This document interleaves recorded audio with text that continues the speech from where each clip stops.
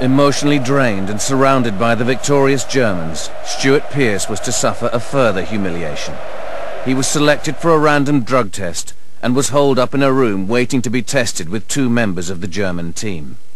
Having just missed a penalty about 10 minutes previous, the last thing I wanted to do was go and sit in a room with 2 Germans.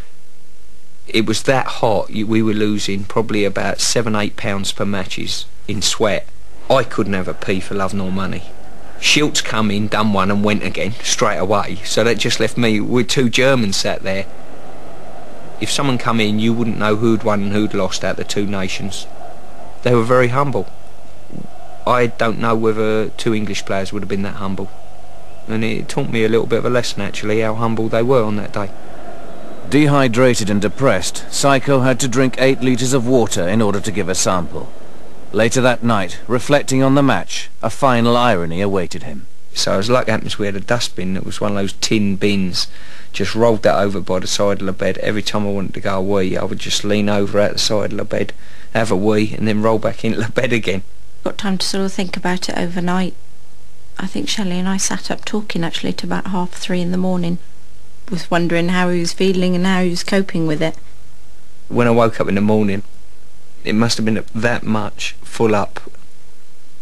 It done a job, and I was just pleased that they had been without a hole in, to be honest.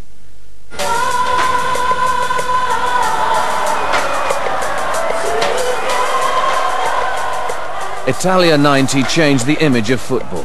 Mass audiences had been gripped by the emotional roller coaster, and Stuart Pearce, the tragic hero, was now one of football's biggest and most unlikely superstars. Once we got back to Luton, it was incredible. I think me and Chrissy Waddle thought we were going to get lynched by the general public, really, to be honest, you know. I don't think we could have got a better response or a better turnout had we won the World Cup. I think it took us maybe about 4 hours to travel 5 miles, which was probably my biggest nightmare. I just wanted to get in my car, meet Liz and go home.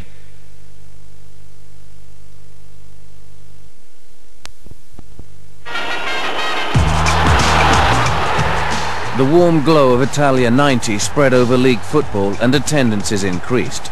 At Notts Forest, the Psycho myth was gathering a new momentum. Pearce put his heart and soul into league football, spurred on by the demons of the missed penalty. I had my best season that following season that I've ever played as a professional footballer. It's brilliant, you know. England's national team was undergoing change. After 8 years, Bobby Robson retired and Graham Taylor took over as England manager. Pearce was in the squad at left back as England embarked on the next major campaign, the finals of Euro '92. After a draw against Denmark, the second match was against France, and an off-the-ball incident brought Pearce and his Psycho reputation back into the limelight. I think the only sort of highlights of the games were probably myself getting head-butted and then hitting the underside of the bar with a free kick shortly afterwards. But a corner then to the French. I'd clashed with the right winger, Anglemar. The ball got tossed in for a corner and I think I've caught him in the box. Anglemar was in. And Bowley's reacted to it. There was a bit of a clash off the ball there, involving Anglemar and Pearce. He sort of done an arcing run which took him past my face and just headbutted me on the way past and kept running. Oh my goodness, somebody came in and walloped Pearce there. I'm not sure, it wasn't Bowley actually. It was something that the referee didn't see, or the linesman didn't see basically, but give me the ump a little bit at the time, as you can well imagine. Look at Stuart Pearce under his right eye. Throughout the game, even the commentators were saying, you know, it's only a matter of time before Bowley gets one. The English players were very upset with that one. I don't think Pearce was very happy either. But instead of chasing Basil Bowley up the line and landing a punch on them, he had the reaction I would expect from him. I think he realised the repercussions that it'd have if he did retaliate. Then he was going to get sent off. I think that's maybe a thing that people don't consider that much about Stuart Pearce. They all think of this Psycho image. It doesn't really hold up. A Psycho's uncontrolled. He's totally controlled. He's got a lot of aggression, but it's all, you get a feeling it's all, you know, under control. Pearce's self-control and his ability to unsettle opponents with the intimidating mind games of modern football strengthened the Psycho legend. For England fans, he was a player who would give blood for his country. We'd had a free kick. As I've gone back to line up to take it, the referee's run over and said, you're going to have to go out and sort your face out. I thought he meant looks-wise, but it appeared that the slight nick on my face that he was talking about. So my last comment was, don't take this until I get back. So I managed to just put a little bit of Vaseline in the blood. And just remember Gary Lineker coming up to me and going, just fucking smash it. Pearce for England. Oh, against the crossbar. What a better way to show what you're made of. I was not in close quarters with Bowley, who was playing at the other end of the pitch. I was in close quarters with Onglemar, who's an out-and-out sort of winger. So I still had a job to do with him. Onglemar, in goes Pearce, knocks it in quickly. I thought it would further help my performance if I put the blood coming down my face straight on his doorstep and said, you've done that, I'm going to sort you out for doing it. Which he said, no, not me, someone else. And it just... a little bit of psychology, basically. It helps my game. If I can sow a seed in his mind that he's thinking, shit, he's mad with me, he thinks I've headbutted him. You need all the help you can get on a football pitch, and these are little, you know, one-to-one sort of little mind games, maybe, you know.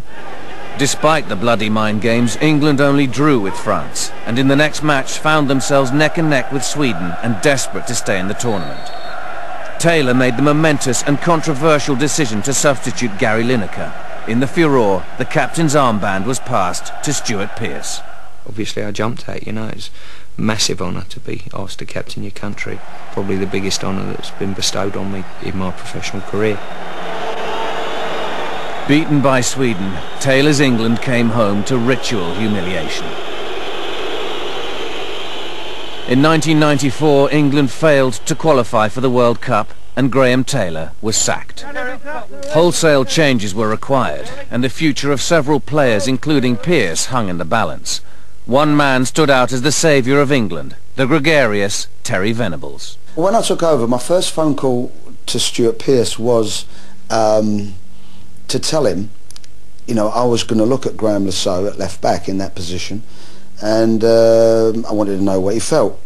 The phone call was for me to butt in at that time and say, OK, fine, you know, I was going to call it a day anyway. He did well, Graham Lasso, straight off. But Stuart stayed in there, and this is what you always say to players, you never know. Don't think you've been written off. The hardest night came in 1995 in Dublin. Pearce was now a second-choice player watching his beloved England from the stands. He had responded to the call knowing he wouldn't play. For Pearce, it was a night of personal disappointment. For England, a night of unexpected and unmitigated violence. I was up in the stand watching the game. I think it might have been Graham Lasso's debut actually on the night. Here's for Lasso.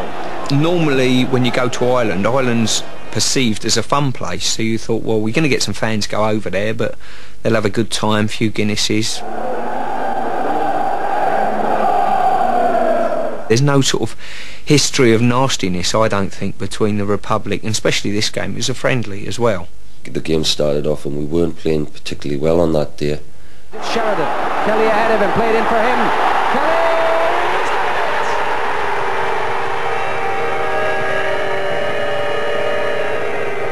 You get there, you're in Ireland, and it's just too much emotion, I think, built up, and I know that what happened was bad. Well, there's trouble in the crowd. That's the West Stand in the Lansdowne Road Stadium, down by the Wanderers' position. You know, I was sat sort of in the middle of the stand. The crowd disturbance was to my right, and at the end of it, and as far as I knew, it was the English fans, because that was the section they were in, and basically what they were doing was just ripping seats up and tossing them down below onto English fans who were down below. It was just a sad, sad night. I just hope that the Irish fans have the good common sense not to involve themselves. Being involved with the Hillsborough situation as well, it wasn't nice to see, to be honest with you. And when you've got 8,000-10,000 people trying to get out of a place, people trip over. I remember running away and treading on people, stood on somebody's head. You cannot stop to try and pick someone up, because you try and pick someone up, you're going to go down, and there's going to be another 40 people going to stand on you.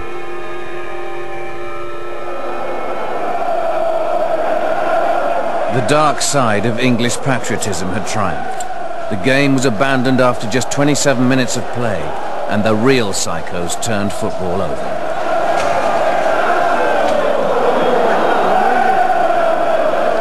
This was not the fearless patriotism of Pearce, but the violent extremes of England on tour. Sport and politics do mix. They do. That wasn't England aggro. That was political. That was England saying, stuff you IRA. Where are you? Come on, we're here. England lads just wanting to prove a point.